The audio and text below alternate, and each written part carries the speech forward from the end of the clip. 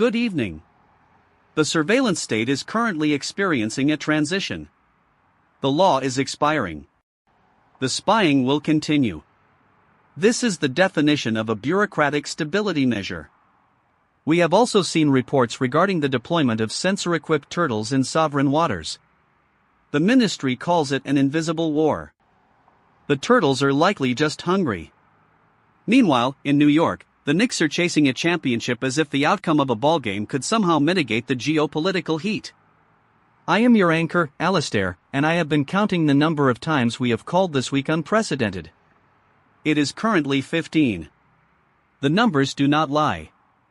The people in power, however, are quite creative with their arithmetic. We have a full desk of crises tonight. Ronald is in the booth to explain why our total collapse is actually a Series B opportunity. Welcome to Sunday, June 14th.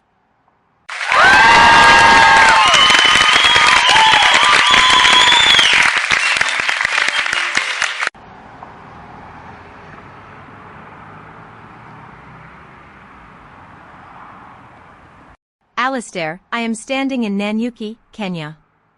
The air here smells of spent rubber and wet earth. There is a police van idling 10 meters from where I stand. A man was shot in the head here Tuesday. The official report called the protest a misunderstanding between local stakeholders and the International Health Coalition. I want to be really clear. The man died because he did not want a quarantine center for American citizens built on his farmland. The government described the facility as a necessary shield against contagion. The residents describe it as a target. I am looking at a discarded protest sign in the mud. It says nothing about global health or international treaties. It just says home. I am trying to find the logic that connects a quarantine zone in Kenya to the legislative budget in Washington. The logic is thin. The suffering is absolute.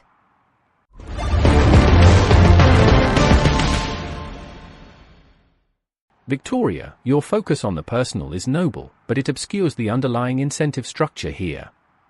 The facility in Nanyuki is a classic infrastructure play in a high-risk market. You see a tragedy, but the state sees a risk mitigation cost.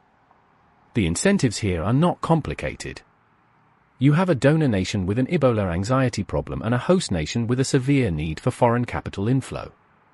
The quarantine center is simply a physical manifestation of a trade agreement. It is cold, yes. But it is also at scale. You find this cynicism exhausting, I am sure.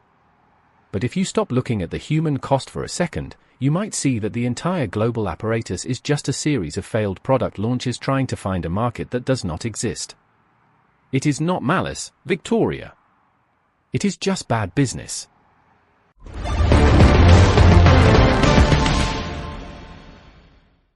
Ronald, that was an impressively detached analysis of a fatality.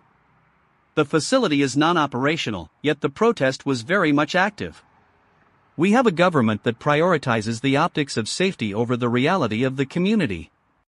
This reminds me of the National Academies of Science. They are currently drafting a report on climate attribution. The report is expected to be neutral. The conflict is expected to be total. Science is now a contact sport. The researchers are trying to define the baseline. The politicians are trying to redefine the gravity. We have reached a point where the objective truth is treated like a competitive disadvantage. If the data does not align with the fiscal projections, the data is simply discarded. The report is not even published yet, and it is already being treated as a hostile ACT. Welcome to our new reality.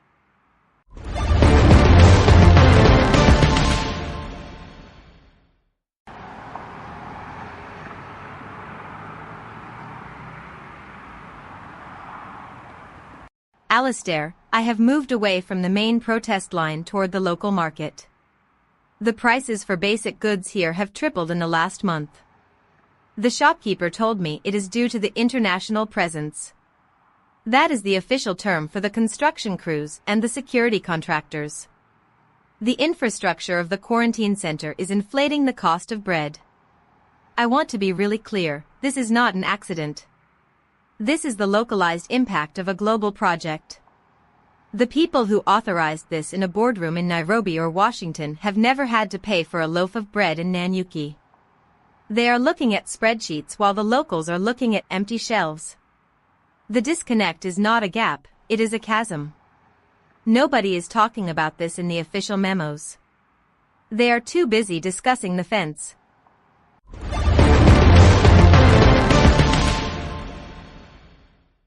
Victoria, you are describing the standard inflationary pressure that accompanies any large-scale foreign investment. It happens in every developing market. But international presence is just capital injection. If the local economy cannot absorb that capital without spiking the price of bread, that is a failure of local distribution, not a failure of the project itself. You are blaming the architect for the fact that the house is too expensive to heat. I understand the moral outrage. Really, I do. But you are applying a retail-level critique to a wholesale-level operation. The incentives were always for the quarantine center to be efficient, not for the local grocery prices to remain flat. Efficiency is the only metric that survives the audit, Victoria. Everything else is just externalities. And nobody in the boardroom is paid to care about externalities.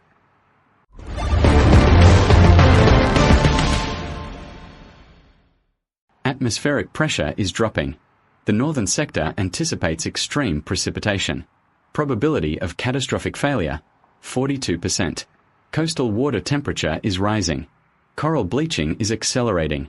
Probability of total ecosystem collapse, 68%. The fungal networks are expanding. They are now reaching the soil horizon. Probability of undetected seismic activity, 12%. My sensors indicate no change in the current trajectory. The models confirm the outcomes are statistically certain. We are observing the environment with complete fidelity. The environment is responding with indifference to our observations.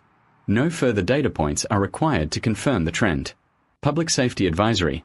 Please ensure all external sensors are calibrated for total loss of signal. The weather will continue regardless of our status. The machines are monitoring the end. The outcome remains constant regardless of the software version currently being utilized.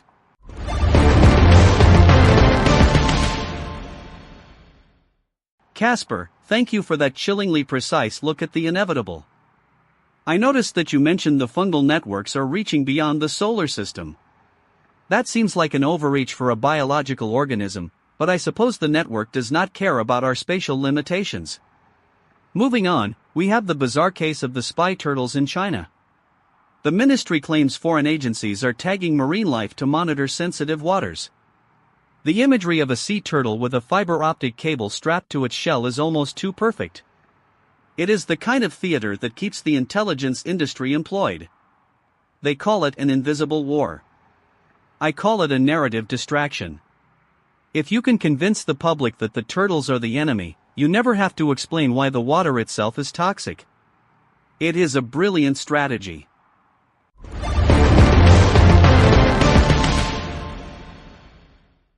Alistair, the spy turtle narrative is a masterclass in low-cost, high-impact disinformation. You do not need a multi-billion-dollar satellite constellation to create a sense of paranoia. You just need a few WeChat posts and a suspicious-looking turtle. The incentives here are purely defensive. China is signaling to its domestic audience that they are under constant surveillance, which justifies their own massive investment in maritime security. It is the perfect loop. You create the threat, you monitor the threat, and then you invoice the state for the protection. It is essentially a Series A startup model applied to geopolitics. The turtles are just the MVP. Minimum viable paranoia. It works because it is ridiculous. If the threat were logical, people might actually demand proof. Since it is turtles, they just feel a vague sense of urgency.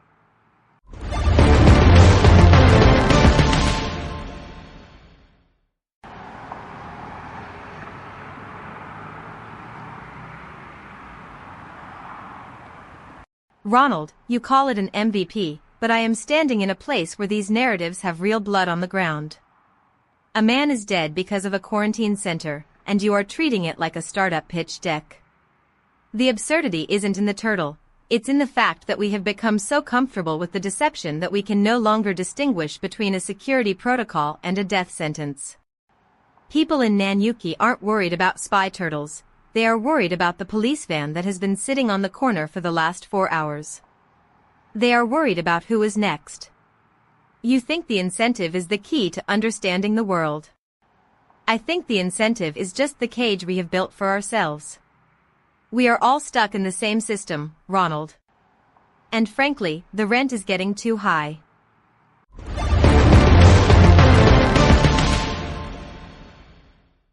Victoria, your point is taken. The system is indeed a cage. I recently read about the 10th Gen Honda Civic updates being signed with AOSP test keys. It is a minor technical detail, yet it implies that our very vehicles are running on software that is essentially in a permanent state of beta testing. We trust these machines to transport our bodies, yet we cannot even verify the security keys they use to communicate with the network. It is the same lack of accountability we see in Kenya, in the FISA courts, and in the climate reports. We are all living in a test environment, but nobody told us when the production release was scheduled. We are just waiting for a crash to tell us where the bugs are. It is a terrifying way to operate a civilization. We are all just data.